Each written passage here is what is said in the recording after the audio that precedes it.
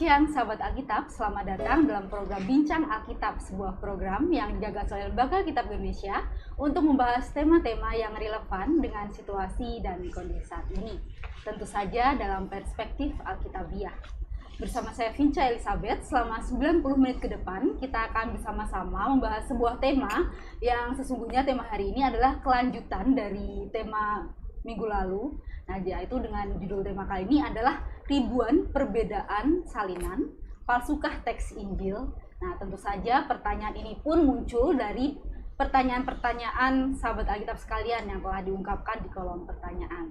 Tetapi sebelum kita menyimak materinya lebih lanjut, mari kita saksikan terlebih dahulu video berikut ini.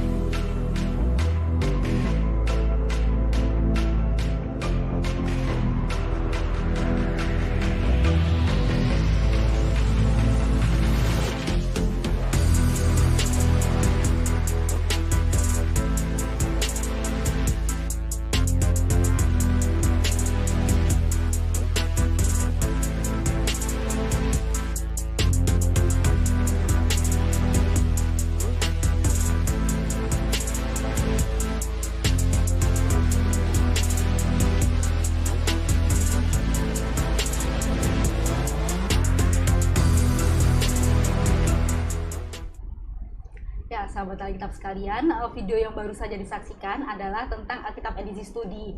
Mungkin sahabat Alkitab sudah sangat tahu ya tentang Alkitab edisi studi. Bagi yang belum memilikinya, tadi sudah tertera informasi di mana dapat memesan, tempat pemesanannya. Nah, telah hadir bersama kita di sini Bapak Pendeta Anwar Chen selaku Kepala Departemen Penerjemah. Pak Anwar, selamat datang kembali. Terima kasih Bu Pendeta Vinca. Selamat siang atau sore ya.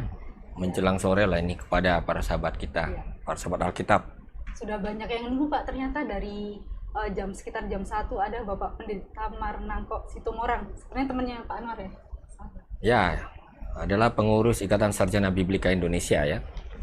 Ya. Baik, juga selamat datang Bapak Royke Sambeka, Luther Baktiar, Nurita Tambolon, dan Bapak Samuel Hutagalung, Bapak Obed dan Bapak Yosef, juga Bapak Marvan ya. Ya, selamat datang, selamat mengikuti program Bincang Alkitab, juga sahabat-sahabat Alkitab yang lain juga yang sudah hadir pada saat ini. Ya, sahabat Alkitab sekalian, pada hari ini seperti yang telah disampaikan di minggu lalu bahwa hari ini sebelum kita membahas ke materi, kita juga akan membahas pertanyaan-pertanyaan yang belum sempat dibahas di minggu lalu. Jadi kita langsung mulai ya Pak ya. Ya, baik. Ya, kita langsung di pertanyaan pertama. Oke, pertanyaannya, bagaimana dengan naskah Septuaginta? Ada yang berpendapat bahwa naskah-naskah Septuaginta ini lebih asli daripada salinan naskah Masoret karena umurnya yang lebih tua beberapa abad. Terima kasih. Ya, terima kasih Bu Vince. Terima kasih kepada sahabat Alkitab yang menanyakan ini. Ini pertanyaannya sebenarnya sudah diajukan minggu yang lalu. Tapi karena minggu lalu ada sedikit masalah teknis terpotong, sehingga ketika saya lihat ulang ternyata belum lengkap jawabannya. Ya, apakah naskah Septuaginta itu lebih asli daripada salinan naskah masoret karena umurnya lebih tua. Jadi di dalam kita menyikapi persoalan naskah, sebenarnya yang paling penting itu bukan hanya soal tuanya. Tentu kita tidak perlu menyangkal bahwa Septuaginta itu adalah sebuah terjemahan Yunani yang sangat kuno. Itu dikerjakan kira-kira 2200 tahun yang lalu di Mesir, di Alexandria. Dan tentu saja orang-orang yang mengerjakannya ini pastilah orang-orang yang juga punya teks Ibrani di depannya. Hanya saja kita tidak mempunyai lagi naskahnya secara fisik, ya. Tapi kalau kita bisa melihat pola-pola terjemahannya, katakanlah misalnya Elohim diterjemahkan sebagai apa paling banyak di dalam kitab tertentu. Nah, kita bisa juga melakukan semacam rekonstruksi dari terjemahan itu, kita kembalikan ke bahasa Ibraninya. Tentu ini kita lakukan bila mana ada masalah-masalah tekstual terkait dengan ayat-ayat tertentu. Nah, saya sudah memberi sebuah contoh, yaitu Kejadian 4 ayat 8, ketika Kain berkata kepada Habel, ya. Ya, lalu teks Ibrani mengatakan tiba-tiba mereka sudah berada di padang. Padahal isi dari perkataan Kain itu sendiri belum terucap. Nah, dalam Septuaginta ternyata ada kalimat itu dalam bahasa Yunani yang artinya mari kita pergi ke padang. Tapi Septuaginta saja tidak cukup. Andai kata para ahli naskah melihat, oh ya, di terjemahan kuno ini ada bagian yang ternyata bisa mengisi sesuatu yang kosong dari teks Ibrani, yaitu teks Masoret. Biasanya para pakar teks itu akan cari lagi sumber-sumber lain. Nah, disinilah perlunya sumber-sumber tua seperti Taurat Samaria. Kita tahu bahwa Taurat Samaria ini juga adalah sebuah Taurat yang diyakini oleh komunitas Samaria sebagai kitab asli dari Musa. Jadi mereka itu kalau bicara soal percaya diri sama tingginya dengan orang-orang Yahudi, bahkan menuduh orang-orang Yahudi itu telah menganut katakanlah sumber sahih itu melampaui Taurat. Jadi orang Samaria itu hanya berpegang pada Taurat. Nah, untuk Kejadian 4 ayat 8, ternyata di situ di Taurat Samaria ada kalimatnya dalam bahasa Ibrani. Dan kalimat itu betul-betul mirip dengan Septuaginta. Sehingga dengan dua sumber kuno ini, kita boleh yakin bahwa perkataan Kain itu, Wayomer Kain el Hevel Akiv, berkatalah Kain kepada saudaranya Habel, itu ada isinya. Itu sebabnya terjemahan Indonesia, yaitu terjemahan Alkitab kita sekarang ini, itu memuat kalimat mari kita ke padang atau pergi ke padang. Seperti itu. Ya. Jadi ini penting untuk melihat bahwa para ahli naskah-naskah Alkitab kalau bekerja itu sungguh-sungguh memeriksa sumber-sumbernya, lalu menimbang kualitas sumber-sumber tersebut, melihat konteks, dan berusaha untuk melihat sebanyak mungkin sumber-sumber yang lain, supaya dengan demikian ketika diusulkan satu perubahan atau koreksi, itu betul-betul ada dasarnya, bukan hanya sekedar menurut saya ini kurang lengkap ini, bagaimana kalau saya isi, ya bukan. Jadi tidak spekulatif begitu saja. Saya rasa itu menjawab pertanyaan yang sempat terpotong pada minggu yang lalu. Baik, terima kasih Pak Anwar. Semoga yang kemarin mengajukan pertanyaan sudah hadir juga ya saat ini. Berikutnya pertanyaannya, surat apa yang paling populer digunakan oleh jemaat Kristen awal sebelum Alkitab terhimpun dalam satu buku seperti saat ini atau kanonisasi?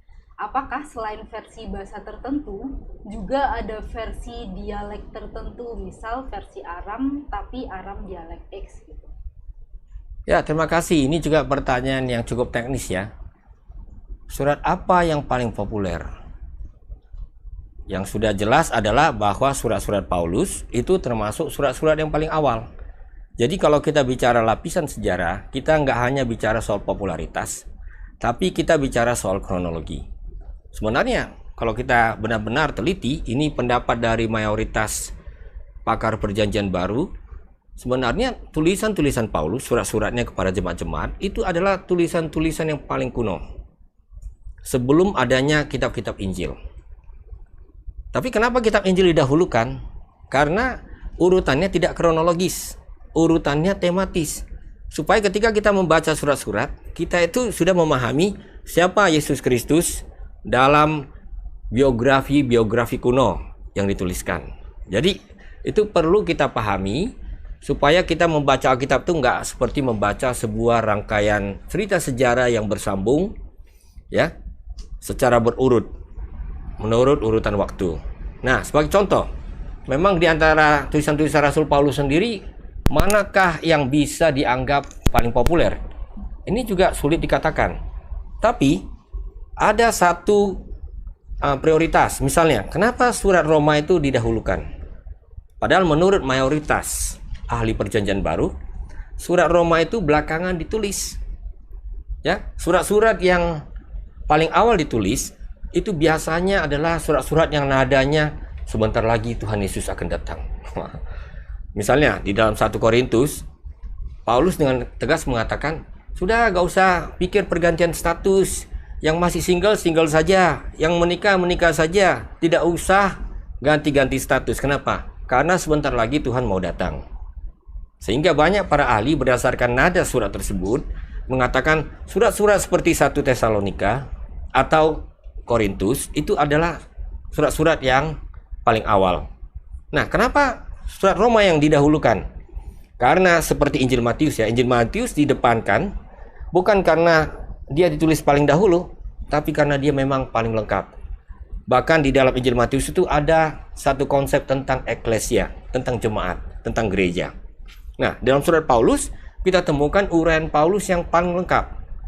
Katakanlah ini ditulis oleh orang yang sudah matang, sudah menjalani proses pastoral, ya, berkunjung ke sana sini, lalu kemudian sesudah dia menjauh dari jemaat-jemaat tersebut, dia punya kepedulian pastoral untuk menyurati mereka. Apalagi kalau mereka kemudian punya pertanyaan-pertanyaan. Kita jangan bayangkan jemaat Kristen mula-mula itu jemaat yang santai-santai, nyaman dan aman. Tidak. Jemaat Kristen mula-mula itu jemaat yang sedang bergulat dengan konteksnya. Kenapa? Karena mereka Kristen generasi pertama. Tentang Yesus pun mereka bertanya-tanya, siapa ini? Ya. Kenapa? Mereka tidak punya konsep itu. Kebanyakan mereka orang Yunani dan mereka itu punya konsep tentang ilah-ilah lain di dalam sistem panteon Yunani. Jadi ada banyak pertanyaan. Misalnya, boleh nggak makan makanan yang sudah dipersembahkan kepada berhala? Jadi pada waktu Paulus berada di sana, dia nggak mengajarkan semua hal. Jadi pertanyaan-pertanyaan itu muncul dan itu tentu perlu dijawab. Nah, hasil surat menyurat itu yang sebenarnya sangat spesifik untuk konteks tertentu, belakangan dihimpun, ya. Lalu suratnya yang paling lengkap dan matang justru ditujukan untuk satu jemaat yang belum pernah dia kunjungi. Ini menarik, ya. Karena dia belum pernah kunjungi, padahal itu adalah pusat kekaisaran Roma. Biasanya kalau namanya ibu kota itu tempat-tempat paling bergengsi. Itu tempat-tempat di mana banyak hal harus dipertaruhkan. Dan Paulus sebagai orang baru, ya dia bukan bagian dari 12 murid Yesus, ya. Karena itu dia adalah pendatang baru. Walaupun dia diakui kemudian sebagai rasul, apostolos, tapi dia pendatang baru. Padahal di situ sudah ada utusan-utusan Kristus yang meletakkan dasar untuk jemaat atau gereja. Sehingga untuk melintas ke sana, dia harus perkenalkan, ini ajaran saya, ini yang saya percayai, gitu ya. Dan surat Roma itu menggambarkan pemikiran, ajaran Paulus yang sudah sangat matang. Dan kita lihat di bagian akhir surat Roma, bagian pasal 16, rupanya dia perkenalkan ini dalam rangka apa? Karena Paulus itu bukanlah seorang penginjil yang menikmati fasilitas, yang tidak mau kemana-mana. Dia justru betul-betul mengatakan bahwa dia dipanggil untuk meletakkan dasar, bukan membangun di atas dasar. Karena itu dia tidak mau mengerjakan saja apa yang sudah disiapkan oleh orang lain. Dan dia sedang berpikir untuk pergi ke Spanyol. Dan Spanyol di zaman itu termasuk ujung-ujung bumi itu. Ya, jadi kita harus bayangkan situasinya seperti itu, sehingga boleh dikatakan itu salah satu surat yang paling katakanlah lengkap dan wajar kalau dia juga paling luas diedarkan di jemaat mula-mula. Jadi sepertinya pertanyaan berikutnya sudah cukup terjawab ya, tentang urutan-urutan berdasarkan apa antara Kejadian sampai Wahyu karena waktu atau yang lain. Berarti sudah. Wah, tanpa sengaja saya ya. sudah menjawab ya. Jadi sebagian kronologi tidak kita sangkal. Misalnya, kenapa sesudah Injil ada kisah para rasul? Ini kan ada unsur kronologi. Padahal sebenarnya, nah ini sudah menyentuh sebentar lagi topik akan kita bicarakan. Sebenarnya Injil Lukas dengan kisah para rasul itu adalah 2 jilid dalam satu kesatuan. Jadi kalau mau diurut secara kronologis, urutannya barangkali adalah Markus, kemudian Matius, lalu Lukas langsung kisah para rasul, Yohanes datang belakangan, gitu. Tapi rupanya ada logika lain selain logika yang menyebutkan bahwa Lukas dengan kisah para rasul itu 1 jilid, satu kesatuan ya. Ya, ditujukan kepada Theophilus. Rupanya pemikirannya adalah rupanya kita kelompokkan kitab-kitab Injil sebagai dasar ya, biografi yang memberi gambaran tentang siapa Yesus Kristus atau Yesus dari Nazaret, lalu dilanjutkan dengan apa yang dilakukan para pengikutnya kemudian setelah Yesus kembali kepada Bapaknya.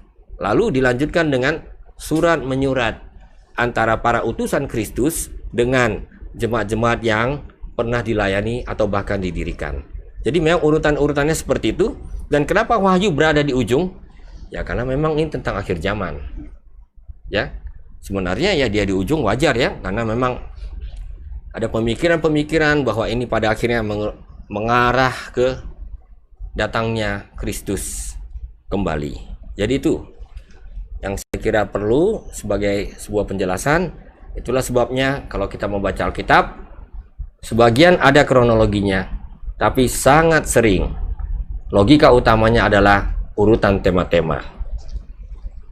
Terima kasih banyak Pak Anwar. Nah, sahabat Alkitab, ribuan perbedaan salinan teks, masih aslikah Injil yang kita pakai? Nah, tentu saja tema kita pada saat ini melanjutkan tema yang minggu lalu. Jika minggu lalu kita berfokus pada teks-teks sumber di Perjanjian Lama, kali ini kita akan berfokus ke teks-teks sumber atau salinan-salinan yang terdapat di Injil dan kitab-kitab lain di Perjanjian Baru. Nah, tentu saja hal ini bagi sebagian umat Kristen menimbulkan banyak pertanyaan ya, ketika di luar sana ada rumor bahwa Injil yang kita pakai sekarang ini sudah palsu, sudah nggak asli lagi, dan itu menimbulkan banyak pertanyaan dan tidak banyak juga yang berspekulasi dengan jawaban-jawaban yang mungkin kurang dipertanggungjawabkan. Nah, oleh karena itu pada saat ini dengan Bapak Pendeta Anwar Chen dari Lembaga Alkitab Indonesia langsung kita akan mendengarkan penjelasan tentang bagaimana sesungguhnya yang ada di Perjanjian Baru ini, dan kira-kira setelah kita belajar nih, kita juga akan memahami kira-kira apa sih dampaknya sebagai umat Kristen ketika kita mengetahui hal ini. Dengan harapan kita akan semakin bijak tentu saja. Mari kita simak penjelasannya. Silakan Pak. Ya, terima kasih Ibu Pendeta Vince. Ya. Sekali lagi saya mulai dengan sebuah penegasan yang juga saya lakukan di Bincang Alkitab minggu lalu. Ya, umat Kristiani itu adalah umat yang tidak pernah takut pada kebenaran. Termasuk di situ juga kebenaran-kebenaran yang muncul dari data-data tekstual yang kita warisi. Nah, sebab itulah ketika kita bicara tentang naskah-naskah Perjanjian Baru, kita juga dengan sungguh-sungguh memperhitungkan semua data yang ada, yang jumlahnya mencapai ribuan bahkan jutaan. Nah, ini untuk Perjanjian Baru agak khusus ini, karena kita sebenarnya diperhadapkan dengan melimpah ruahnya naskah-naskah yang tersedia. Orang sekarang baca satu Alkitab saja udah kelimpungan, apalagi kalau dia harus menganalisis ribuan teks Alkitab. Saya ingin mulai dengan yang paling sederhana. Ya, jemaat Kristen mula-mula ketika dia berbicara tentang Yesus Kristus, dia menyampaikan awalnya semuanya serba lisan. Belum ada pemikiran untuk mengambil tugas seorang reporter, langsung menuliskan, mencatat.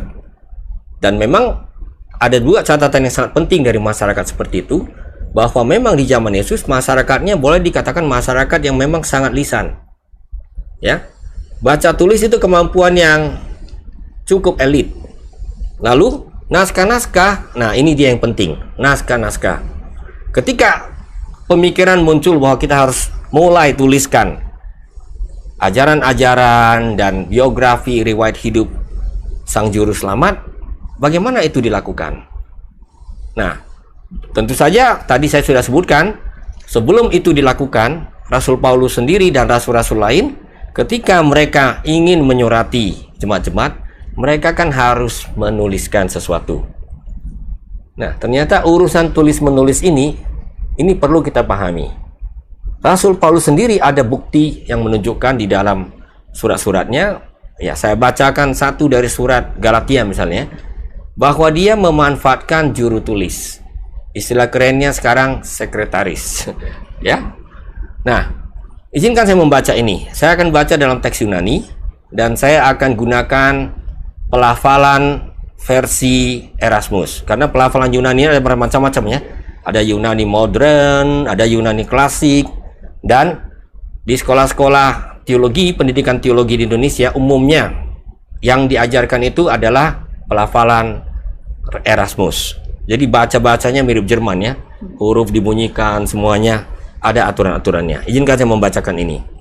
IDT pelikois humin gramasin egrapsa te hemekeri. Lihatlah, kan betapa besarnya huruf-huruf yang aku sudah tuliskan dengan tanganku sendiri. Dengan kata lain, bagian Galatia pasal 1 sampai pasal 5 ayat 10 itu dituliskan oleh seorang juru tulis. Itu paling masuk akal di situ. Lalu untuk mengesahkan ini, Paulus mengatakan, ini tulisanku. Jadi walaupun Paulus itu berpendidikan rabi ya, untuk urusan tulis menulis jangan kita bayangkan dia itu orang yang lancar sekali nulis seperti sekarang ini, apalagi lancar mengetik. Ya, jadi sering sekali mereka memang mendiktekan lalu ada juru tulis. Tapi semua pemikiran itu tentu pada akhirnya harus disahkan bahwa semua yang dikatakan tadi itu sah berasal dari saya. Nah, inilah situasinya. Lalu surat Galatia ini tentunya ditujukan oleh jemaat-jemaat ya. Ada diskusi Galatia itu kota atau wilayah begitu. Itu tidak menjadi perhatian atau concern bagi kita saat ini, tapi surat-surat ini kemudian dibacakan juga di jemaat-jemaat yang lain. Dan memang Rasul Paulus sendiri pernah mengatakan itu, supaya apa yang dia tuliskan itu dibacakan kepada jemaat-jemaat lain. Nah, izinkan saya membaca dari 1 Tesalonika. Ya, jadi kita setiap kali belajar Alkitab tetap aja kita harus baca Alkitab menurut saya ya. Supaya kita jangan hanya, ya saya masih ingat waktu pengalaman di pendidikan tinggi ya. Kadang-kadang orang fasih sekali, Rudolf Bultmann, Ernst Käsemann, ya, Bornkamm. Ditanya 1 Tesalonika 5:17 apa? Tidak tahu. Nah, ini repot. Mari kita lihat di 1 Tesalonika 5 ayat 27. Saya bacakan untuk kita ya. Ayat 27 ya. Ya. Oke. Saya gak usah baca Yunaninya ya, supaya kita hemat waktu. Demi nama Tuhan, aku minta dengan sangat kepadamu, supaya surat ini dibacakan kepada semua saudara seiman. Jadi memang sejak awal, praktek membaca itu adalah mendengar pembacaan. Ini sangat penting ditekankan, karena sering sekali manusia modern ini tidak bisa bayangkan bahwa apa yang dia baca dengan mudah ini nggak bisa diperoleh orang banyak. Nah, untuk zaman itu belum ada mesin cetak. Apa artinya kalau belum ada mesin cetak? Semuanya harus disalin lembar demi lembar. Jadi kalau orang ingin membuat satu gulungan lain atau kitab lain, dia harus salin huruf demi huruf. Itu bukan pekerjaan yang mudah. Orang yang berpendidikan pun membutuhkan latihan untuk mengerjakan itu. Apalagi di zaman itu, semua hurufnya dempet, nggak ada spasi sama sekali. Andai kata buku kita ini semua tercetak, tidak ada tanda baca, semuanya nyatu gitu huruf-hurufnya. Aduh, nggak usah bahasa Yunani atau Ibrani ya. Saya pikir bahasa Indonesia saja kita akan butuh waktu untuk benar-benar terbiasa membacanya supaya tahu di mana kita memenggal kalimatnya gitu. Lalu andai kata gabungan dari kata dengan kata bisa bermakna lain, bagaimana kita menyikapi ini supaya tidak salah baca? Jadi hal-hal seperti itulah yang membuat soal salinan menjadi soal yang penting. Dan itu semua dilakukan secara manual. Andai kata satu jemaat tidak jauh dari Tesalonika ingin memiliki salinan surat yang sama, lagi-lagi ini semua harus dikerjakan dari awal. Untuk surat-surat tidak terlalu menantang karena isinya biasanya singkat. Ya, paling-paling yang agak-agak panjang itu ya katakanlah surat Roma, 1 Korintus, 2 Korintus begitu. Tesalonika pendek, 2 Tesalonika juga demikian. Tapi kalau untuk kisah para rasul, kitab-kitab Injil sangat panjang. Dan itu langsung membuat urusan salin menyalin ini menjadi urusan yang benar-benar menuntut ketelitian. Nah, mau tidak mau kita harus katakan pendidikan, kemampuan baca tulis itu turut menentukan. Jadi ketika ini disalin, lalu dari salinan yang ada itu disalin ulang, ya karena kan teks sumbernya cuma satu ini. Katakanlah satu surat yang awalnya ditujukan kepada jemaat di Korintus. Ya, tentu teks sumber ini menjadi milik jemaat tersebut. Kalau ada jemaat lain ingin mempunyai teks-teks salinan, mereka harus salin huruf demi huruf, satu persatu sampai lengkap. Dalam proses menyalin tersebutlah kadang-kadang terjadi semacam kekeliruan-kekeliruan kecil. Itu persis ketika kita belajar mengetik. Kalau nanti satu kalimat di ujungnya ada kata yang sama, kadang-kadang kita lompat baris itu. Baris itu jadi hilang. Ya, kita biasanya baca ulang baru sadar, wah ini salah ini. Nah, di zaman mesin ketik itu tidak urusan gampang. Di zaman komputer orang sangat boros. Salah nanti tinggal dihapus. Kenapa? Karena tinggal di paste aja, di salin ulang. Tapi di zaman kita menggunakan kertas semuanya harus diperhitungkan. Kalau tidak itu bisa kita ketik ulang seluruhnya. Nah, apalagi kalau di zaman dulu, ketika semuanya ditulis dengan tangan satu persatu, tidak ada pilihan. Kalau ada kesalahan sangat sulit diperbaiki, ya. Makanya ketelitian cukup penting, walaupun itu tidak mudah dicapai. Nah, inilah yang kita alami di awal-awal kekristenan. Kira-kira 2 abad, kita jangan pernah lupakan, gereja Kristen itu adalah gereja yang sederhana.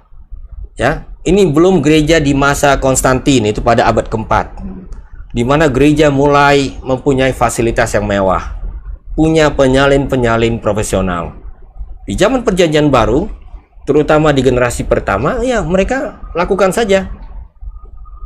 Sangat sering itu orang yang tahu baca tulis dari jemaat yang bersangkutan itu digandakan, kemudian salinan dipinjamkan lagi untuk disalin ulang oleh jemaat-jemaat lain.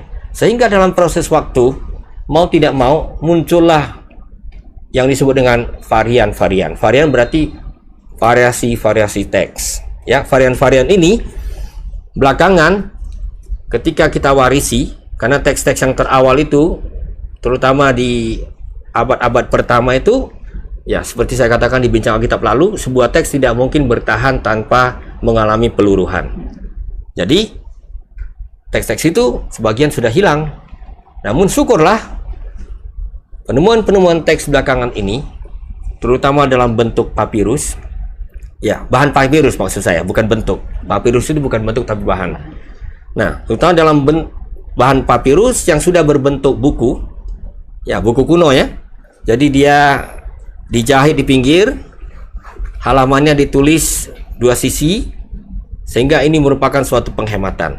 Nah, papirus-papirus yang terawal itu walaupun hanya mengandung beberapa bagian dari sebuah teks, itu bisa menjadi sebuah petunjuk. Apakah sebuah salinan yang kita miliki ini itu cukup terjamin. Nah, ini menarik. Ada satu papirus yang bahkan diperkirakan disalin sebelum akhir abad kedua. Jadi cukup dekat dengan zaman penulisannya. Dan ketika itu diuji, itu papirus yang fragmennya bagian dari Yohanes pasal 18, ada 4 ayat di situ. Ketika diuji ternyata sangat mirip dengan beberapa teks kemudian hari, katakanlah teks di abad keempat seperti Sinaiticus atau Vaticanus. Itu dua teks yang sangat penting ya. Dan kedua teks itu berbentuk buku, makanya disebut kodeks. Kodeks Sinaiticus yang ditemukan di biara Santa Catarina di Gunung Sinai. Lalu kemudian kodeks Vaticanus, namanya juga Vaticanus, berarti disimpan di Vatikan. Nah, ini dua kodeks yang sangat penting ya, yang ketika diuji ini teksnya sering sekali cocok dengan papirus-papirus yang paling awal, paling tua. Nah, di mana ini disalin? Sangat penting. Rupanya salah satu sumber naskah yang paling sahih itu adalah di Alexandria. Dan ini tidak mengherankan kita sama sekali, karena sejak dulu pun cerita Septuaginta dan lain-lain itu berpusat di kota Alexandria. Salah satu pusat intelektual di dunia kuno yang sangat dihormati. Dan rupanya komunitas-komunitas yang berpendidikan itulah yang kalau nyalinnya itu dengan cara yang betul-betul lebih teliti. Dari mana kita bisa tahu? Dengan membandingkan naskah-naskah yang lain. Nah, keluarga naskah Alexandria, ternyata dua kodeks ini adalah yang paling utama, yaitu kodeks Sinaiticus yang ditemukan di biara Santa Catarina Sinai dengan kodeks Vaticanus. Kalau dua kodeks ini bersesuaian satu sama lain, wah, itu sudah sangat kuat bahwa teks ini sudah mengarah kepada sangat terjamin. Apalagi kalau ada papirus sejaman atau lebih tua dari itu mengatakan hal yang sama, semakin kuat. Demokrasi adalah suara terbanyak, wah itu yang benar gitu. Ya, padahal suara terbanyak bisa juga suara yang tidak benar gitu. Ya kalau misalnya kalau mayoritas justru menjadi represif terhadap yang minoritas, seperti yang terjadi di seluruh dunia. Nah, jadi dalam naskah itu yang dinilai kualitas, dan itu bisa ketahuan. Misalnya, kalau dia banyak melakukan kesalahan menyalin, kata Iowanes, kan kalau dalam bahasa Yunani N-nya harus 2, bukan 1, Iowanes harus 2, lalu dia tulis N 1. Kalau itu banyak terjadi, para ahli naskah bisa mengatakan ini disalin oleh penyalin yang kurang teliti. Nah, kemudian ada lagi tipe teks lain.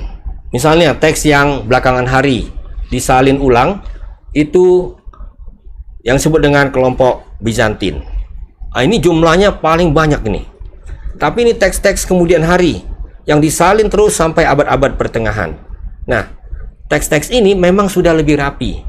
Karena sejak Konstantinus menjadi kaisar, kekristenan itu menjadi agama negara. Karena itu pasti mempunyai lebih banyak sumber-sumber dana untuk membayar para penyalin profesional. Cuma kecenderungannya adalah untuk memperhalus teks-teks itu sampai-sampai tidak kelihatan lagi ada masalah-masalah di dalamnya. Jadi melicinkan teks yang awalnya lebih kasar. Nah, tadi saya katakan ada teks-teks yang disalin di Mesir, di Alexandria. Kalau dibandingkan teks-teks hasil salinan di Alexandria ini, kemudian dan keluarganya ya, dan teks-teks lain yang disalin berdasarkan teks-teks ini, jelas teks di Alexandria ini menurut penilaian para ahli naskah itu lebih murni. Ya, biasanya dia lebih hemat. Karena kecenderungan penyalin adalah memperpanjang bukan memperpendek. Menambah bukan mengurangi. Kecenderungan penyalin juga adalah memperbaiki supaya jelas, bukan membuat yang jelas menjadi kabur. Saya kira itu logika-logika yang sangat rasional. Ya, yang biasa ditemukan di mana-mana. Nah, dalam konteks seperti inilah, di antara limpahan naskah yang jumlahnya, bayangkan ya, naskah-naskah yang jumlahnya cukup besar dan lengkap itu hampir 6.000. Kira-kira 5.750 naskah yang ada sekarang, ya. Dan itu perlu dibuat kelompok-kelompoknya sehingga jelas, oh ini termasuk kelompok Alexandria, berarti kelompok yang lebih terpercaya. Oh ini kelompok Bizantin, ini kelompok yang memang naskahnya lebih jelas, lebih enak dibaca ya gitu ya. Tapi itu naskah yang sudah dilicinkan, diperhalus.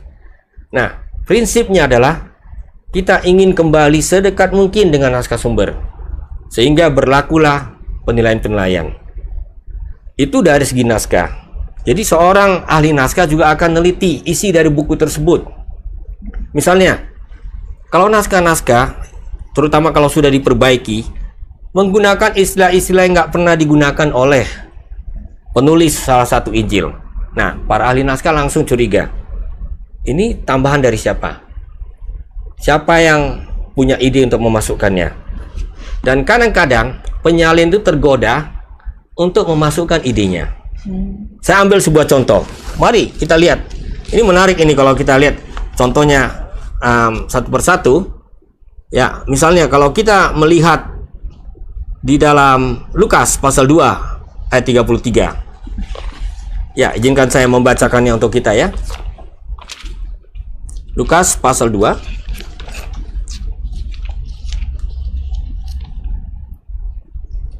Ya, sebentar. Lukas pasal 2 ayat 33 ya. Ya, ini di tangan saya ini ada di Glot Indonesia Yunani. Ini sering digunakan untuk keperluan menginterpretasi Perjanjian Baru. Dan juga sangat berguna untuk tim-tim penerjemah memanfaatkan teks-teks sumber, yaitu Yunani Perjanjian Baru. Tentu dalam edisi yang sudah dirapikan dan diseleksi. Di situ dikatakan, Lukas pasal 2 ayat 33, ya, dalam versi yang kita miliki sekarang, kai en hopater autu, kai hemeter tomazontes epi tois lalu menois peri autu. Lalu bapaknya dan ibunya takjub mendengarkan apa-apa kata-kata yang diucapkan mengenai dia. Ini mengenai Yesus. Di situ rupanya ada satu keberatan dari penyalin kadang-kadang. Karena jelas yang dimasukkan adalah Yusuf. Yusuf sebagai bapa dari Yesus. Nah, penyalin-penyalin yang merasa keberatan ini, ternyata bisa juga mereka ubah itu. Sehingga kata hopater autu, bapaknya, bapak Yesus, itu diganti menjadi kain Yosef. Bapaknya diganti dengan Yusuf. Karena seakan-akan dia ingin menggugat Yusuf itu bukan bapak Yesus gitu. Jadi kadang-kadang penyalin memasukkan idenya. Nah, ini untuk ahli-ahli naskah ini tidak terlalu sulit untuk mendeteksi itu. Kenapa? Karena banyak bandingan dari naskah-naskah lain. Kalau naskah-naskah terkuno, misalnya dalam kasus Lukas 2 ayat 33 ini, kita menemukan di sini misalnya dukungan dari Codex Vaticanus. Kemudian juga ada Codex Sinaiticus. Itu dua naskah yang sangat-sangat kuat. Ya, boleh dikatakan ho pater autu, bapaknya atau ayahnya, itu adalah teks yang dinilai paling dekat dengan aslinya, nyaris hampir-hampir asli. Ya, saya sebut begitu. Jadi cara bekerjanya seperti itu, bukan dengan meragukan teks-teks tersebut, tapi mengujinya berdasarkan bukti-bukti naskahnya, menurut usianya, menurut persebaran geografisnya. Misalnya, kalau sebuah teks itu ditemukan juga naskahnya di Mesir, lalu kemudian naskahnya ditemukan di Konstantinopel, dan isinya juga sama dengan yang ada di Antioquia. Wah, ini kan membuktikan bahwa di tiga tempat ini ada referensi yang sama, dan ini memperkuat kesahihan dari teks yang bersangkutan. Inilah prinsip-prinsip yang dianut oleh para peneliti teks Perjanjian Baru ketika mereka harus membaca, mengkritisi, memilah-milah teks-teks yang jumlahnya mencapai ribuan tersebut. Andai kata kita masukkan juga kutipan-kutipan dari bapak-bapak gereja, wah, ini bahkan mencapai jutaan. Jadi kita punya sumber-sumber yang begitu banyak, yang tentu tidak bisa langsung dipindahkan begitu saja. Tapi berdasarkan prinsip-prinsip kajian tekstual, kita bisa sampai kepada teks-teks yang paling dekat dengan apa yang kita yakini sebagai naskah sumbernya. Jadi ada sebuah penelitian menunjukkan sebenarnya kalau dihitung ulang semuanya, varian-varian yang ada di Perjanjian Baru kita itu jumlah katanya saya kira sekitar 200.000 ya, atau lebih. Nah, kalau dihitung-hitung semua, variasi paling banyak itu adalah ejaan-ejaan. Misalnya Yohanes tadi jadi Yohanes N-1 ya, itu banyak sekali. Misalnya Asa ditulis sebagai Asaf, dan itu tidak mempengaruhi arti atau terjemahan. Nah, menurut salah satu perhitungan, sebenarnya varian atau perbedaan teks yang signifikan yang bisa mempengaruhi arti itu hanya kira-kira 1%. Bayangkan, Cuma 1%. kira-kira 1%. Padahal jaraknya dari zaman kita itu sudah hampir 2000 tahun. Jadi di situ kita memang bukan langsung merasa optimis, tapi kita bisa diyakinkan bahwa ada cara-cara yang dapat dipertanggungjawabkan untuk membaca ribuan teks, menganalisis, kemudian mengambil kesimpulan mengenai teks-teks ini. Nah, jadi ini perlu dibedakan dari teks-teks yang sempat secara tradisional dianut cukup lama di Eropa. Kita tahu ada yang disebut King James Version. Ya. King James Version ini diterjemahkan dan terbit pada tahun 1611. Nah, King James Version ini ternyata didasarkan pada teks-teks yang kurang berkualitas. Ya. Karena pada waktu itu mereka biasanya mengikuti teks yang disusun, dikompilasi oleh Erasmus. Ketika Erasmus bekerja, dia hanya menggunakan 2 teks dari abad ke-12. Bayangkan ya, cuma 2 teks dari abad 12. Ya. Lalu ada bagian yang hilang, ada 6 ayat di bagian terakhir kitab Wahyu. Karena itu tidak ada, dia terjemahkan dari bahasa Latin ke bahasa Yunani. Dan itu mempengaruhi terjemahan-terjemahan di Eropa berabad-abad lamanya. Lalu pada abad ke-19, orang mulai membuat sebuah kompilasi lagi.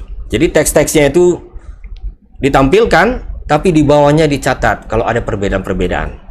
Lama-lama ini membuat orang berpikir, jangan-jangan teks yang kita kenal lama itu kira-kira 300 tahun lebih beredar ya, mulai zaman reformasi sampai ke abad ke-19. Itu teks yang memang harus dilihat ulang. Nah, kemudian para ahli bekerja, kita menemukan nama-nama yang sangat tekun seperti Konstantin von Diesendorf, orang Jerman.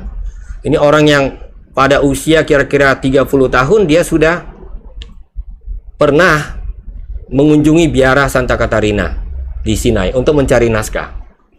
Dan dia menemukan naskah yang tadi saya sebut Codex Sinaiticus itu dalam keranjang yang hampir dipersiapkan untuk dibakar. Jadikan bahan bakar, coba keterlaluan. Tapi itu berhasil diselamatkan. Ya. Nah, itu satu hal sebagai contoh. Lalu ada lagi satu contoh lain. Ternyata di Universitas Cambridge sendiri ada 2 cendekiawan yang bekerja dengan tekun, menghabiskan waktunya kira-kira 30 tahun. Mereka menyusun ulang teks-teks Yunani dari naskah-naskah yang ada, ya, dengan melihat secara kritis teks mana yang paling bisa dipercaya. Dan mereka memang memanfaatkan 2 naskah tadi yang utama, yaitu Codex Sinaiticus dengan Codex Vaticanus. Lalu mereka juga lihat naskah-naskah lain. Ini disusun kembali dan akhirnya muncullah naskah yang disebut dengan naskah Westcott dan Hort.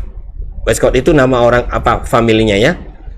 Lalu Hort juga ada 2 orang bekerja seperti itu, Westcott dan Hort. Sulit dipercaya tapi ini nyata. Sampai sekarang naskah Yunani terakhir yang saya miliki ini sebenarnya sedikit sekali bedanya dengan naskah yang disusun oleh 2 sarjana Cambridge tersebut. Karena mereka menggunakan prinsip memilah-milah naskah menurut kualitasnya. Jadi apa yang kita miliki sekarang ini sangat dekat menggambarkan. Tentu saja ada banyak perdebatan mengenai detail-detail ya. Nah, kalau tidak ada perdebatan tentang detail, bukan ahli itu.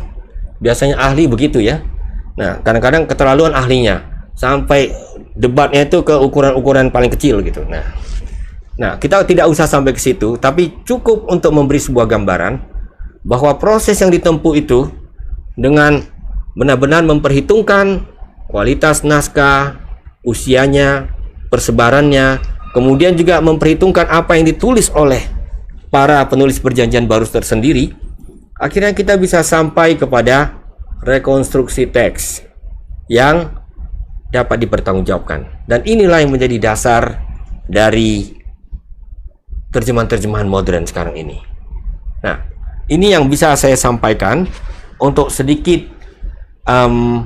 katakanlah memberi sebuah pemaparan awal mengenai topik yang sebenarnya sangat teknis ini. Dan kiranya ini juga bisa membuat kita yakin sampai sekarang pun masih ada pekerjaan-pekerjaan untuk memperhalus, membuat teks ini semakin tajam, ya, semakin dekat kepada naskah-naskah yang diharapkan bisa menjadi naskah sumbernya. Demikian saya kira sebagai penjelasannya. Oke, baik, terima kasih Pak Anwar untuk penjelasannya, sudah sangat lengkap. Kita kembali diingatkan bahwa betapa banyaknya variabel yang dipakai untuk dibuatnya kitab ini, dan jumlah yang banyak bukan jaminan itu yang paling benar tadi Pak. Ya, benar. Kuncinya. Nah, semoga sahabat Alkitab sekalian sudah memahami itu dulu ya. Sementara nanti akan dilanjutkan oleh pertanyaan-pertanyaan karena sudah banyak pertanyaan yang masuk. Tetapi kita akan terlebih dahulu menyaksikan tayangan video pembaca baru Alkitab.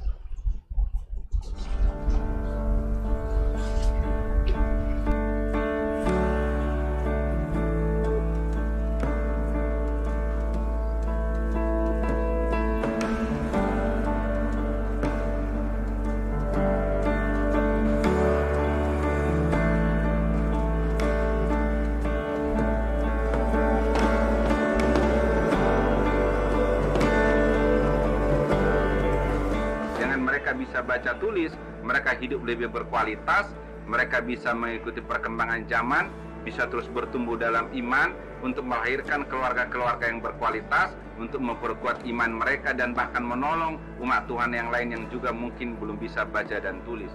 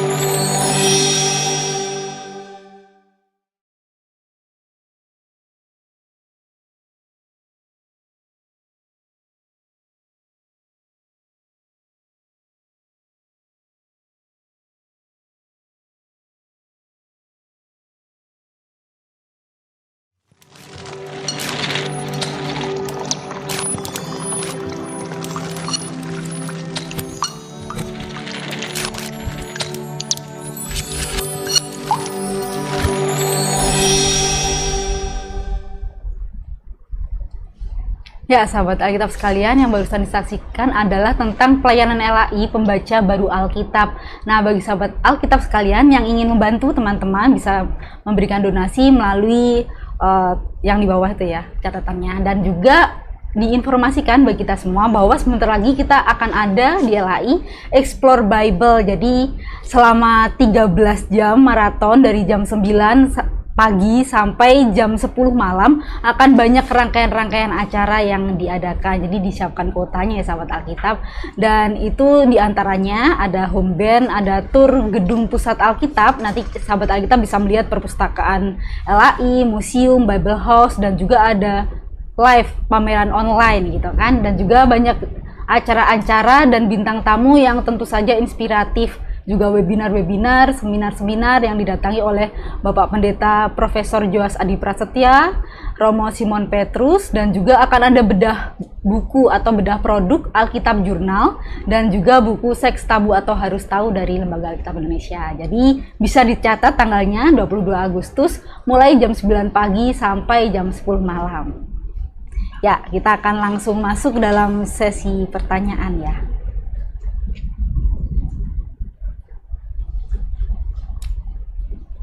Oke, pertanyaan pertama. bagaimana pendapat Bapak akan penggunaan bahasa Yunani sebagai sumber bahasa asli? Beberapa kitab seperti kitab-kitab pada Perjanjian Baru, sementara bahasa aslinya Aramaik hampir tidak pernah disinggung. Juga apakah Bapak memiliki saran untuk orang-orang yang ingin mempelajari bahasa Aramik dalam Alkitab? Ya, terima kasih. Saya kira ada pendapat ya di abad ke-20, terutama abad ke-20 pertengahan, bahwa misalnya Injil Matius itu ditulis dalam bahasa Semitik. Lalu itu diterjemahkan ke dalam bahasa Yunani. Tapi pendapat-pendapat seperti ini boleh saja itu ada referensinya, katakan dalam tulisan Bapak Gereja, tapi sampai sekarang tidak ada bukti naskah. Naskah tertua yang kita miliki tetaplah adalah naskah yang berbahasa Yunani. Dan seluruh Perjanjian Baru faktanya dalam penelitian lebih lanjut memang ditulis di dalam bahasa Yunani. Jadi kalaupun ada jejak-jejak bahasa Semitik, apakah itu kita sebut Ibrani atau Aram, itu adalah jejak. Boleh saja pada tahap kelisanannya itu memang disampaikan di dalam bahasa Aram, terutama dalam interaksi di antara komunitas di Palestina. Tapi ketika Injil menyeberang ke dunia yang berbahasa Yunani, walaupun ada frase-frase idiom-idiom di dalam bahasa Aram, jejak-jejaknya itu kelihatan. Misalnya, amen amen legohimen. Itu kan amen kan sudah jelas, itu dalam bahasa Semitik ya, bahasa Ibrani. Ya, tentu saja itu memang jejaknya. Karena dalam bahasa Yunani, koine, yaitu bahasa Yunani yang digunakan untuk keperluan sehari-hari gitu ya, itu tidak ada istilah seperti itu. Jadi memang ada jejaknya, tapi bukan berarti bahwa ada bukti bahwa naskah-naskah, Injil-Injil, surat-surat itu ditulis di dalam bahasa Aram. Nah, ada juga orang-orang, terutama di Indonesia ini saya lihat, rupanya sangat ingin supaya semuanya dikembalikan ke sumber-sumber Semitik. Ya, tapi tidak ada bukti. Justru terjemahan-terjemahan ke dalam bahasa Semitik itu, Aram atau disebut dengan Syria gitu ya, itu baru dikerjakan di atas abad kedua. Jadi sumber-sumber kita yang terawal, apalagi dibuktikan dengan penggalan-penggalan papirus yang temukan dari awal abad kedua, sudah menunjukkan bahwa itu memang ditulis di dalam bahasa Yunani. Jadi kalau mau belajar bahasa Aram, tentu ada manfaatnya. Ya, Perjanjian Lama sebagian saya sebutkan dalam bincang Alkitab terdahulu, yaitu di Ezra dan Daniel, itu sebagian tulis di dalam bahasa Aram. Kalau mau belajar berarti kita bisa baca teks bagian tersebut dalam bahasa Aram. Tapi untuk Perjanjian Baru itu memang berguna kalau orang mau melakukan studi tentang teks. Karena terjemahan-terjemahan kuno ini juga termasuk bukti-bukti yang dapat diperhitungkan, walaupun bukanlah bukti-bukti yang primer. Seperti yang saya katakan dulu, seperti Septuaginta ya, terjemahan itu bukan bukti primer, tapi bukti sekunder. Misalnya Vulgata, terjemahan dalam bahasa Latin, itu tetap adalah salah satu sumber yang bisa diperhitungkan, tapi itu bukan bukti primer, tapi bukti yang sekunder karena sudah merupakan terjemahan. Jadi begitu cara bekerja kita, sehingga kalau kita ingin, kadang-kadang ada orang yang kalau boleh kembali ke sumber yang seasli-aslinya gitu ya, termasuk juga bahkan ada yang percaya ada terjemahan asli. Ini lebih aneh lagi, namanya terjemahan nggak mungkin asli gitu. Nah, jadi kita memang perlu di situ melihat kembali data yang benar-benar tersaring, dapat dipertanggungjawabkan, dapat diverifikasi, dan itu sudah menjadi semacam konsensus di antara para ahli naskah di seluruh dunia. Baik, terima kasih banyak Pak Anwar. Nah, kiranya sudah sangat jelas ya sahabat Alkitab untuk jawabannya. Kemudian pertanyaan berikutnya, adakah manuskrip yang sezaman dengan Yesus atau para rasul, Pak? Kalau yang dimaksudkan Perjanjian Baru ya tidak mungkin. Karena saya sudah katakan, semasa hidup Yesus tidak pernah ada upaya untuk menuliskan langsung, baik tentang kehidupannya maupun ajarannya. Apalagi sebenarnya kita harus mengakui, para murid sendiri belum begitu persis tahu ini guru mereka ini manusia atau lebih dari manusia gitu. Memang gurunya luar biasa, bisa melakukan berbagai mukjizat, Tapi mereka sendiri seperti yang dikatakan terutama dalam Injil Markus sangat jelas. Mereka sendiri sering tidak bisa memahami gurunya. Dan Injil-Injil dengan jelas menunjukkan pemahaman baru itu terutama terbit ketika Kristus sudah bangkit. Jadi ada sebuah proses internal sendiri yang tidak memungkinkan adanya manuskrip tertulis di dalam zaman Yesus. Nah, sesudah Yesus pergi, apalagi ketika saksi-saksi hidupnya mulai menghilanglah dari bumi ini, menghadap Tuhan begitu, barulah urgensi untuk membakukan biografi itu. Ajaran-ajaran Yesus itu semakin kuat. Boleh kita katakan menjelang akhir menjelang akhir abad pertama, itulah saat-saat di mana perjanjian baru itu mulai dibakukan. Tapi proses lisannya sudah berlangsung terus-menerus dalam ibadah-ibadah, dalam perjumpaan-perjumpaan di antara para pengikut Kristus. Jadi di zaman Yesus dan para rasul masih lisan, Pak, ya? Ya, kebanyakan masih lisan, betul. Ya. Baik, kemudian langsung pertanyaan berikutnya. Apakah Kodeks Alexandria dan kodeks lainnya masih ada lengkap bentuk fisiknya sampai sekarang? Minimal disatukan dalam museum naskah Alkitab yang terpadu sebagai bukti dan bisa dibagi bagi yang masih ragu terhadap sumber Alkitab. Ada. Kalau yang disebut Kodeks Vatikanus itu tersedia di Perpustakaan Vatikan. Kalau Kodeks Sinaiticus yang ditemukan di biara di Sinai tadi, itu kira-kira umurnya sama dengan Vatikanus ya, yaitu dari pertengahan abad keempat. Itu ada di British Museum London. Jadi kita mempunyai, kalau kita misalnya berangkat dari dua kodeks ini saja, kita sudah mempunyai data yang mendekati cukup, sekitar 85% barangkali dari seluruh teks yang perlu, karena ada bagian-bagian yang hilang juga. Nah, ini yang memang menjadi acuan bagi kita, sehingga bahan-bahan seperti ini yang tentu saja tersedia secara fisik ya, bahkan ada faksimilinya, itu bisa tetap dijadikan acuan yang betul-betul bisa dilihat lagi. Tapi kalau kita memang mau realistis, sebenarnya bacaan-bacaan di dalam kodeks-kodeks ini itu sudah disusun dalam bentuk cetak. Ya, kalau sekarang bukan hanya cetak, bahkan sudah tersedia dalam bentuk digital gitu. Jadi, kalau kita memang ingin menjadi peneliti naskah betul-betul ya, untuk melihat bagaimana penulisan tangannya, bahkan ada seorang teman saya meneliti ini naskah katakanlah dari kodeks Sinaiticus ini atau Alexandrinus ini berapa tangan yang nyalin. Nah, itu bisa ketahuan dari tulisan dengan melihat gaya nulisnya dan sebagainya. Nah, jadi disitulah kita bisa betul-betul meneliti secara konkret.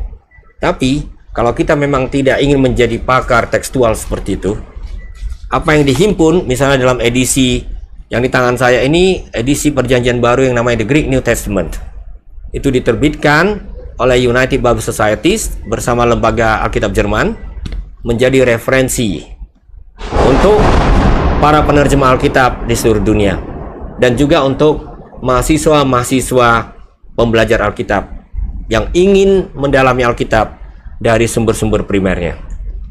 Baik, terima kasih Pak Anwar. Kemudian pertanyaan berikutnya, kenapa ada perbedaan naskah Yunani Perjanjian Baru Textus Receptus dan The Greek New Testament, Pak? Terima kasih, ini pertanyaan yang sangat teknis. Saya yakin ini kalau tidak dari seorang pendeta, ini paling tidak dari mahasiswa teologi ini. Kenapa ada perbedaan?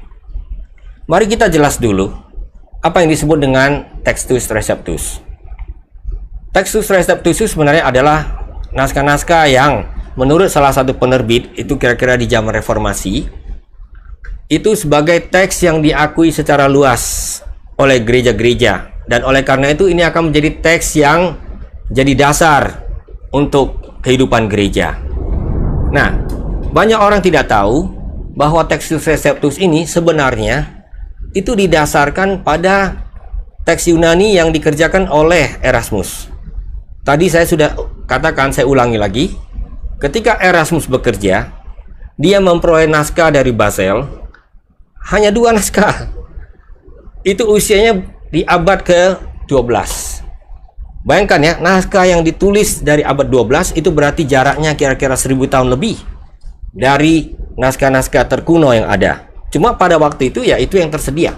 Dan dia mulai susun semacam edisi cetak pertama. Ya, jadi ini kan tadinya disalin di gulung-gulungan, lalu edisi cetak pertama ya. Yang dikerjakan Erasmus ini kemudian akan dicetak ulang berkali-kali dalam beberapa edisi sampai kira-kira 300 tahun lebih. Dan itu sebabnya disebut Textus Receptus. Dengan kata lain, sebuah edisi cetak yang begitu berpengaruh itu berasal dari naskah-naskah yang sebenarnya kurang berkualitas. Dan itu sempat mendominasi berbagai edisi naskah Yunani dan juga terjemahan-terjemahan di Eropa. Nah, bagaimana situasinya dengan kita sekarang ini? Tentu sudah sangat berbeda. Apalagi sejak abad ke-19, penelitian naskah sudah mengalami banyak sekali kemajuan. Sehingga cara kita meneliti sumber-sumbernya, memilah-milah sumber-sumbernya, mengujinya berdasarkan baik kriteria yang disebut dengan eksternal ya, kondisi fisik, usia, persebaran geografis gitu. Itu semuanya diperhadapkan lagi dengan bagaimana kita membaca apa yang ada di dalam naskah itu sendiri. Misalnya ketelitian penyalinan ya. Naskah yang menunjukkan bahwa dia disalin dengan teliti itu cenderung akan lebih dipercaya daripada naskah yang kelihatan ceroboh. Jadi pertimbangan-pertimbangan itu membuat kemudian para pakar tekstual menyusun sebuah edisi kritis. Disebut kritis karena ini memilah-milah secara kritis dari berbagai sumber. Dan itu sekarang sudah tersedia dan menjadi acuan. Termasuk juga dalam terjemahan-terjemahan yang kita buat di lingkungan Lembaga Alkitab Indonesia. Jadi itulah yang menjadi pedoman bagi kita. Meskipun sampai sekarang ini rupanya pecinta-pecinta Textus Receptus masih tetap ada. Ya. Baik, terima kasih Pak Anwar. Langsung ke pertanyaan berikutnya ya Pak. Banyak sekali nih yang bertanya nih sahabat Alkitab. Oke, para autograf menulis dalam bahasa yang dikuasainya. Tulisan-tulisannya seperti LAI menerjemahkan ke dalam bahasa-bahasa suku di Indonesia. Bukankah di sini semua harus diakui bahwa tidak ada satupun terjemahan mutlak sempurna? Artinya semua terjemahan cenderung ada menyimpang dari makna teks aslinya. Bisa saja terjemahan kitab suci secara intrinsik menyeleweng dalam konteks dalam dirinya. Bisa juga menjadi kitab itu menjadi palsu, tidak sah, dan menjadi tidak benar. Nah, bagaimana respon Bapak? Ya, terima kasih. Ini sebuah pandangan yang sangat pesimis tentang kemungkinan menerjemahkan. Bisakah teks-teks kuno diterjemahkan? Tergantung. Ada yang mengatakan tidak bisa, karena tidak ada dua bahasa yang sama. Kalau kita memakai cara berpikir absolutis, absolutan gitu ya, ya nggak ada yang bisa diterjemahkan. Betul-betul kita nggak bisa memahami apapun. Dari segi ilmu pengetahuan pun kita nggak bisa mengalami kemajuan. Kenapa?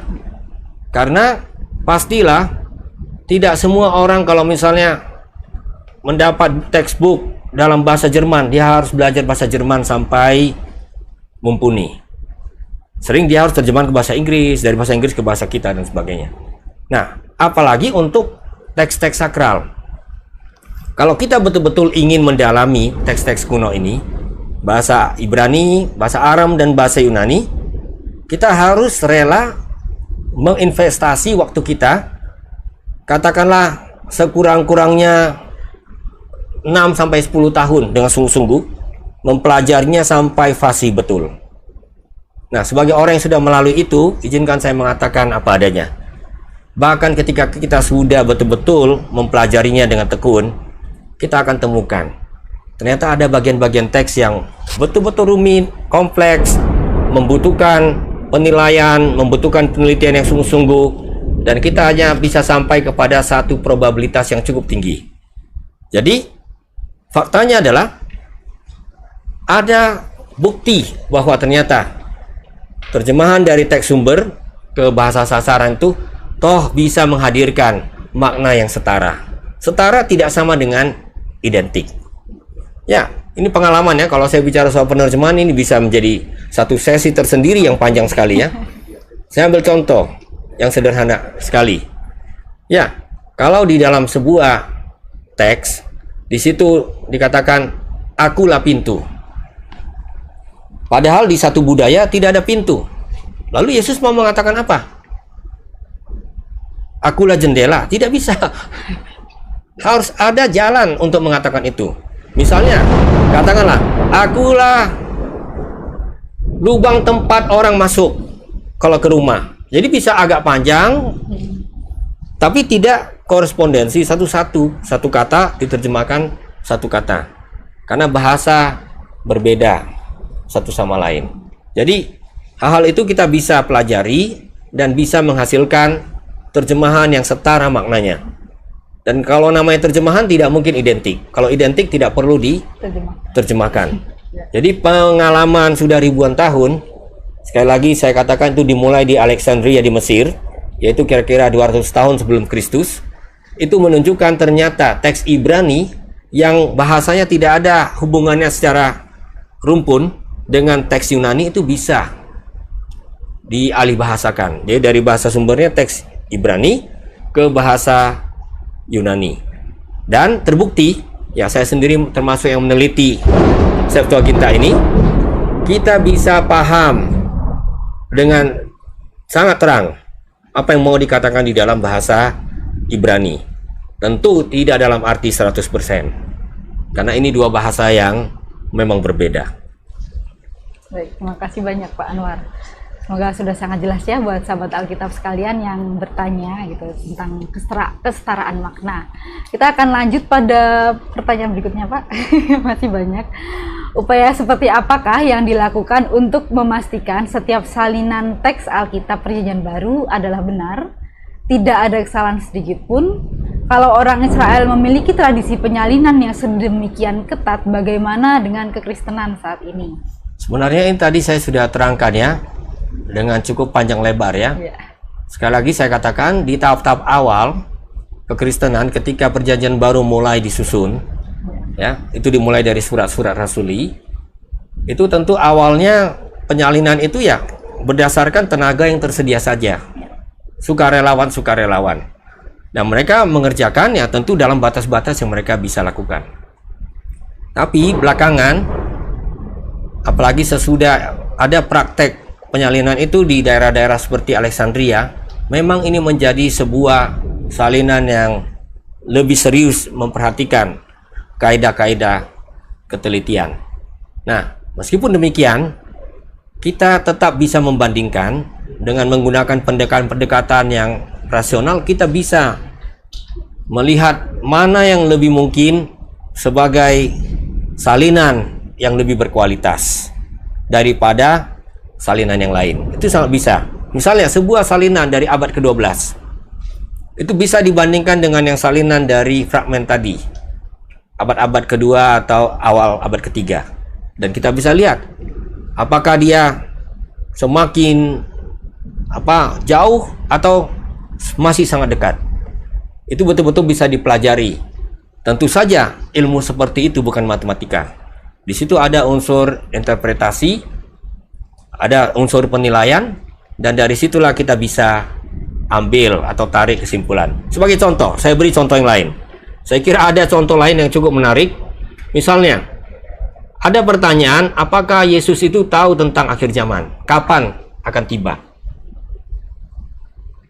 Jadi kalau kita melihat salinan-salinan yang paling kuno, itu Matius pasal 24 ayat 36. Saya bacakan untuk kita ya.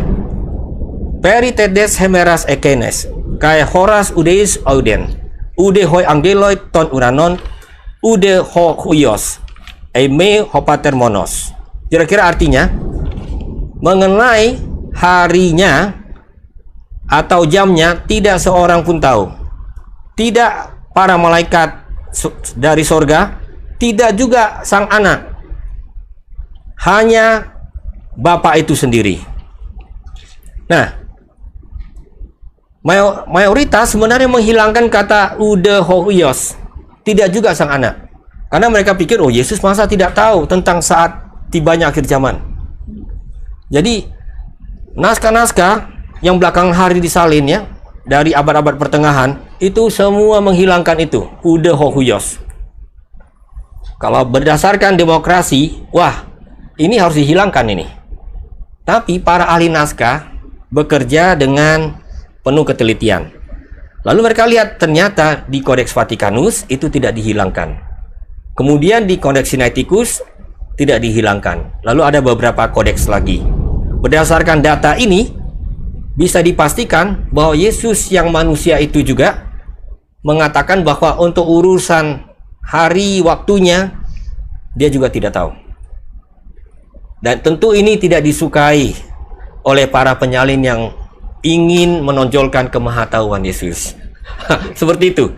Jadi kita bekerjanya seperti itu, sehingga berdasarkan prinsip-prinsip rasional ini bisa kita sampai semakin dekat kepada sumbernya. Ya, itulah sebabnya dalam teks kita sekarang kata Hudehoios, bahkan tidak sang anak, itu tetap dipertahankan. Membuktikan bahwa kita tidak merubah itu ya Pak? Ya, artinya bacaan ini memang tidak kita sukai, tapi bukan soal saya suka, tapi bahwa ini paling mendekati apa yang Yesus katakan mengenai akhir zaman. Nah, itu juga didukung oleh bukti. Di Markus 13 ayat 32 sama statementnya. Ya, jadi Matius ini kan bersumber dari Markus. Jadi sama-sama. Jadi kalau ada orang yang ingin membela kemahatauan Yesus di Matius, loh, menarik. Di Markus dia lupa untuk membelanya. Oke. Dalam salinan berikutnya. Jadi disitulah para ahli naskah itu bekerja membanding-bandingkan dan melihat bukan hanya di antara naskah-naskah salinan, tapi juga referensi silang di antara tulisan-tulisan yang senada. Baik, terima kasih. Sangat jelas bagi kita ya sahabat Alkitab bahwa penulisan itu sangat diteliti dan bertanggung jawab ya. Baik, kemudian pertanyaan berikutnya. Tabea, ada asumsi bahwa Markus pasal 16 hanya sampai pada ayat 8, sedangkan ayat-ayat selanjutnya itu ditambahkan di kemudian hari. Mohon tanggapannya. Kalau iya, apakah bisa berdampak pada pemahaman dan keyakinan terhadap orisinilitas Alkitab yang sering dipersoalkan? Ya, terima kasih. Ini pertanyaan klasik. Klasik artinya sudah sangat sering ditanyakannya berulang kali. Ya, dalam berbagai kesempatan. Dan tentu saja kalau kita melihat akhir Markus, lebih bagus kita baca ya. Ya. Memang kalau kita baca akhir Markus itu berakhir di ayat 8. Ya, ini saya buka Matius supaya Markus ya. Baik, harap bersabar sebentar. Kalau kita aktual dalam bincang Alkitab seperti ini, ya memang karena ini nggak dipersiapkan ya harus menunggu supaya itu sampai di titik yang bersangkutan. Ya, saya sudah sampai di Markus 16, saya cari ayat yang ke-8. Nah, bunyinya saya bacakan saja dalam bahasa Indonesia. Lalu mereka keluar dan lari meninggalkan kubur itu, sebab kegentaran dan kedahsyatan menguasai mereka. Mereka tidak mengatakan apa-apa kepada siapapun juga karena takut. Ini para ahli perjanjian baru banyak merasakan bahwa di sini memang ada masalah. Kenapa? Cerita kebangkitan kok berakhir dengan sebuah gambaran bahwa para murid itu lari meninggalkan tempat itu karena takut.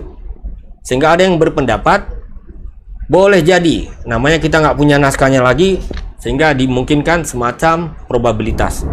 Sangat boleh jadi Markus ini tidak berakhir di ayat 8, ada lanjutannya. Tapi kita nggak memiliki naskah lanjutannya. Nah, sebaliknya ada juga yang berpendapat lain. Itu memang sengaja. Karena kadang-kadang kalau cerita lagi asik-asiknya diikuti gitu ya, tiba-tiba terputus, itu bikin Penasaran. ada semacam penasaran dan bikin orang bisa berenung juga apa yang terjadi sesungguhnya. Oke, ada pandangan yang berbeda-beda soal ini. Tapi dari segi naskah, memang Markus yang berakhir pendek ini itu terdapat di dalam kodeks-kodeks tadi, yaitu Sinaiticus dengan Vatikanus. Dan tentu saja juga terdapat dalam tulisan Bapak Gereja Eusebius dan Hieronymus. Nah, rupanya dalam belakangan hari, dalam proses menyalin, ada para penyalin yang merasa ini kurang lengkap, kemudian mereka juga tulis akhir yang lebih pendek, ya. Akhir yang lebih pendek itu juga dimuat di sini. Tapi sekarang dimuat di dalam tanda kurung. Jadi kalau di dalam Perjanjian Baru kita ada tanda kurung, itu mau mengatakan teksnya itu adalah teks tradisional. Teks yang menurut tradisi beredar di gereja-gereja, tapi berdasarkan naskah-naskah yang terkuno, naskah-naskah yang paling berkualitas, itu memang tidak ada di situ. Begitu juga ada akhir yang panjang. Ini yang paling banyak ini. Ini misalnya ditemukan di dalam Codex Alexandrinus, terutama teks-teks Bizantin, yaitu Bizantin teks-teks yang jauh lebih kemudian.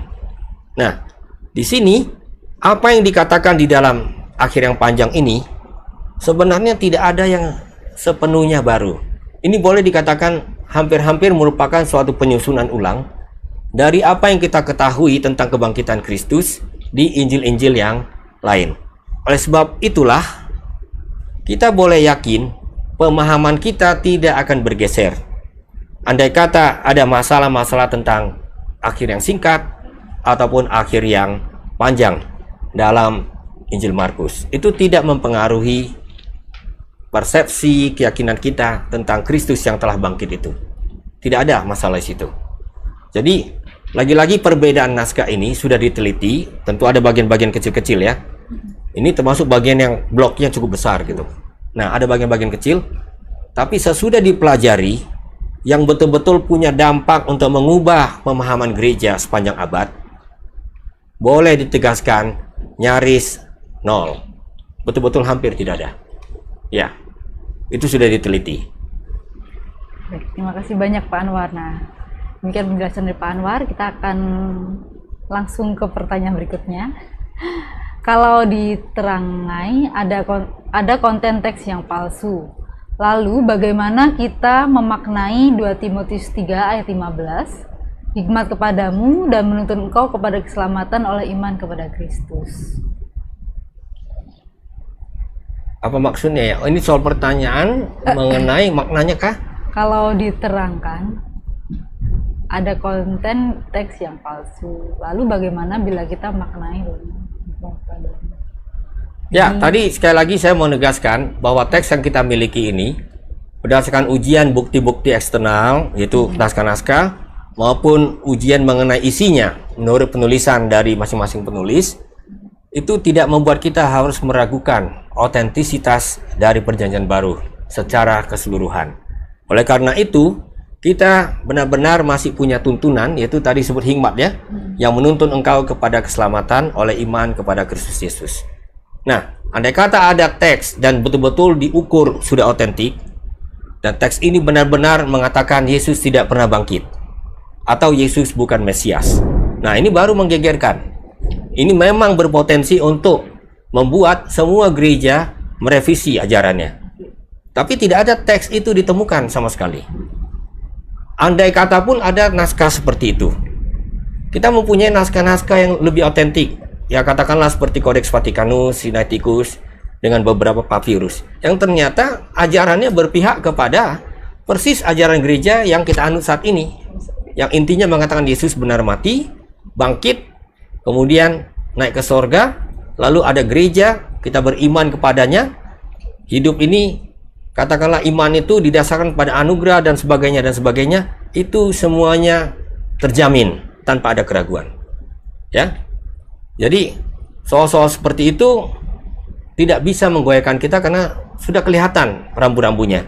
Dan saya kira ini udah masuk ke ranah doktrin, tapi izinkan saya menitipkan sebuah catatan. Tidak pernah sebuah doktrin dibangun atas satu ayat. Ya, itu benar-benar dengan melihat kepelbagaian suara di dalam seluruh kitab suci Alkitab, bahkan juga dengan memperhatikan ajaran gereja sepanjang masa. Baik, terima kasih. Semoga sudah jelas ya buat sahabat Alkitab bahwa ternyata pertanyaan pun perlu dipahami. Ya, dengan baik ya. harus ditafsirkan ulang. Iya, nggak cuma teks ternyata.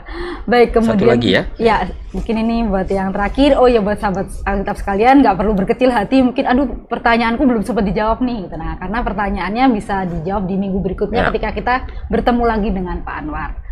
Atau bahkan bisa jadi itu Pak ya ide untuk program Bincang Alkitab selanjutnya Ya benar, Pak ya. benar. Seperti Kita tadi selalu tentang- belajar dari para sahabat Alkitab Iya. kita. Seperti kayak penerjemahan tadi ya, Ya. sempat ditanyakan. Oke, pertanyaan terakhir untuk hari ini. Bagaimana dengan Textus Receptus atau Received Text? Apakah yang paling tepat dalam menerjemahkan Perjanjian Baru dari bahasa aslinya?